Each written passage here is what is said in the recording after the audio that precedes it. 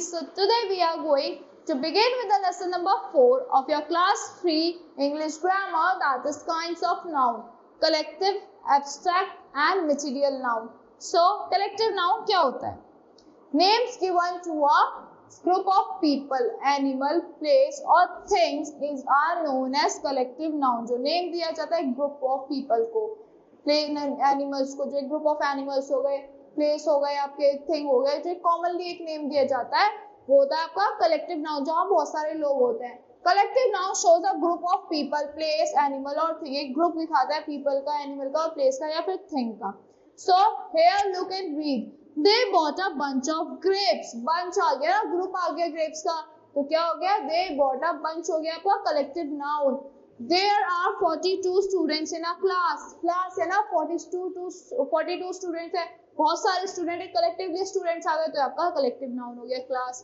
We saw a herd of cattle grazing in the field. herd मतलब झुंड, kettles का झुंड जो है वो ग्रुप है कैटल्स का, किसमें ग्रेज कर रहा है? फील्ड में. तो हर्ड हो गया आपका collective noun. Here the words bunch, class, herd stands for students, cattle and grapes respectively. Yes. So they are called collective nouns because each of them is the name of collection of person, animal, thing that together and thought of as one. So इसमें क्या हो गया है? जो आपके collective nouns क्यों दिया गया है bunch को, class को, herd को? क्योंकि वो एक collective groups के बारे में बात कर रहा है, collection of students के बारे में, collective peoples के बारे में बात कर रहा है, खाली single person के बारे में बात नहीं कर रहा. So उन्हें they are the collective nouns. Some examples of collective nouns are army हो गया, आर्मी कलेक्टिव पीपल्स की ग्रुप होता है, तो आर्मी भी आपका कलेक्टिव नाउन हो गया. फ्लीट भी कलेक्टिव नाउन है, फ्लॉक, फॉरेस्ट, हर्ड, क्राउड, ये सब आपके क्या है? कलेक्टिव नाउन है. इसमें खाली सिंगल पर्सन नहीं होता, पर्सन, एनिमल, प्लेस और थिंग सिंगल नहीं होता. Here read and learn. A forest, a group of trees. Forest में क्या होता है? ग्रुप ऑफ ट्रीज होता है, इसलिए वो कलेक्टिव नाउन है. A crowd, group of people होता है, इसलिए वो कलेक्टिव नाउन है. An army, a group of soldiers होते हैं, इसलिए वो कलेक्टिव नाउन है. A fleet, a group of ships होते हैं, उसमें बहुत सारे शिप्स होते हैं, इसलिए वो कलेक्टिव नाउन है. A flock, group of sheep हो गया. फ्लीट होता है शिप्स जो आपके वाटर में चलती है, और ग्रुप ऑफ शीप हो गए जो आपके, जिससे आपको वूल मिलती है. So a herd is a group of cattle. Here collective noun may take a singular verb as well as plural verb. collective noun में singular verb भी हो सकती है, plural verb भी हो सकती है. It is a group, it is acting as a singular unit. use a singular verb. अगर आपका ग्रुप जो है सिंगुलर यूनिट की तरह एक्ट कर रहा है तो आपको सिंगुलर वर्ब यूज करनी है. अगर प्लूरल की तरह एक्ट कर रहा है तो आपको प्लूरल वर्ब. अगर if the group are acting as an individual, अगर वो इंडिविजुअल की तरह एक्ट नहीं कर रहा है, वो कर रहा है, तो आपको प्लूरल वर्ब यूज करनी है. Example, the crowd was nice and gentle. जो आपका क्राउड था अच्छा था, जेंटल था, नाइस था. The crowd were clapping, yelling and cheering. जो क्राउड था क्लैप कर रहा था, येल कर रहा था और चीयर कर रहा था. Always use plural verb with a collective noun. आपको हमेशा plural verb यूज करनी है collective noun के साथ. Like people and the police.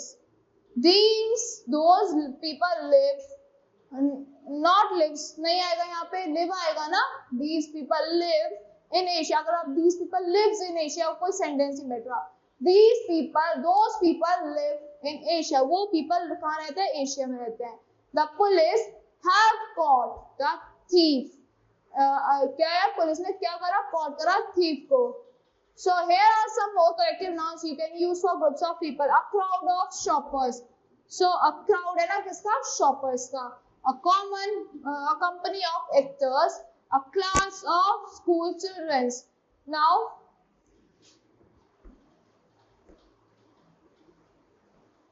here learn these collective nouns. आपको इन collective nouns को learn करना है. An army क्या होती है? soldiers की.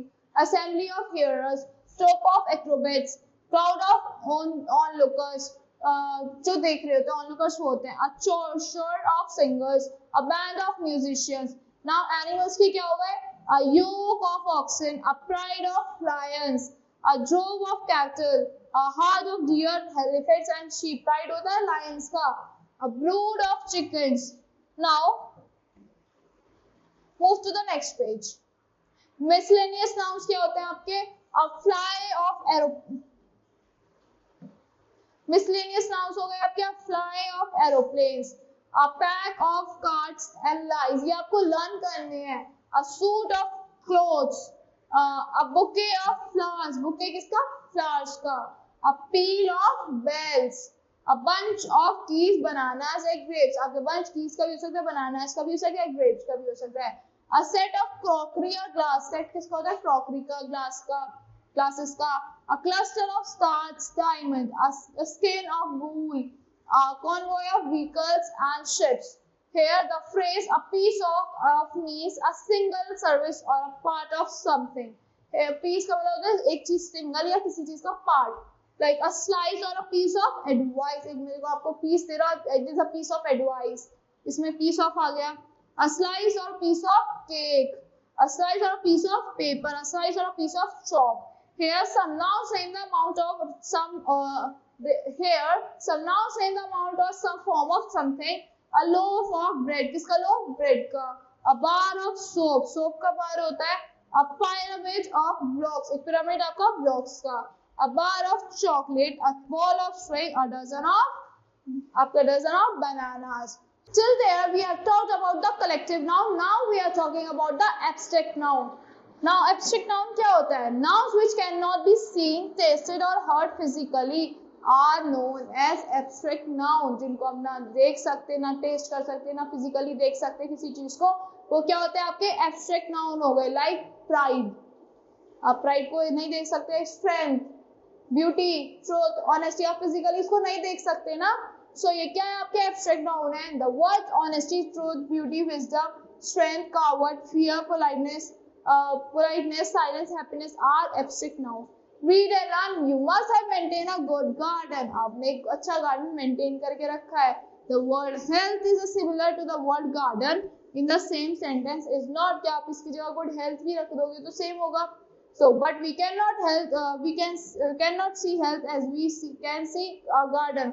हम हेल्थ को नहीं देख सकते बट हम गार्डन को तो देख सकते हैं. सो health is a quality. Health क्या है? आपकी एक क्वालिटी है. तो क्या है वो आपका एब्स्ट्रैक्ट नाउन है. So such words which stand for feeling and quality are abstract noun. जो वर्ड्स आपके स्टैंड करते हैं फीलिंग के लिए या क्वालिटी के लिए, वो क्या होते हैं? आपके एब्स्ट्रैक्ट नाउन्स होते हैं. My mom made this with so much of love. मेरी मॉम ने इसको बहुत सारे लव के साथ बनाया. लव को आप देख नहीं सकते बट फील कर सकते हो. That is the abstract noun.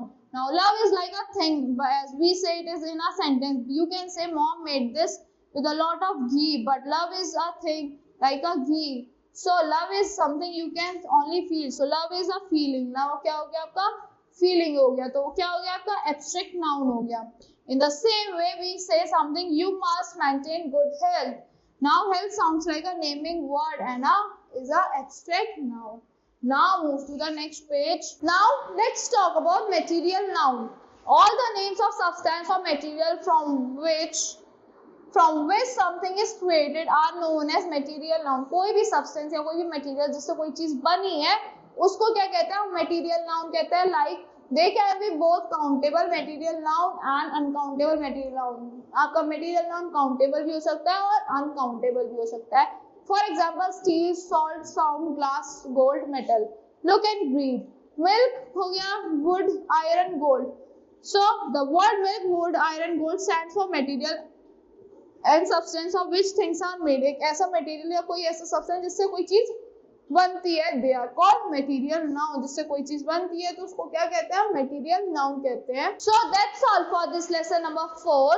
I hope you all like the explanation of this lesson. Thank you and have a great day.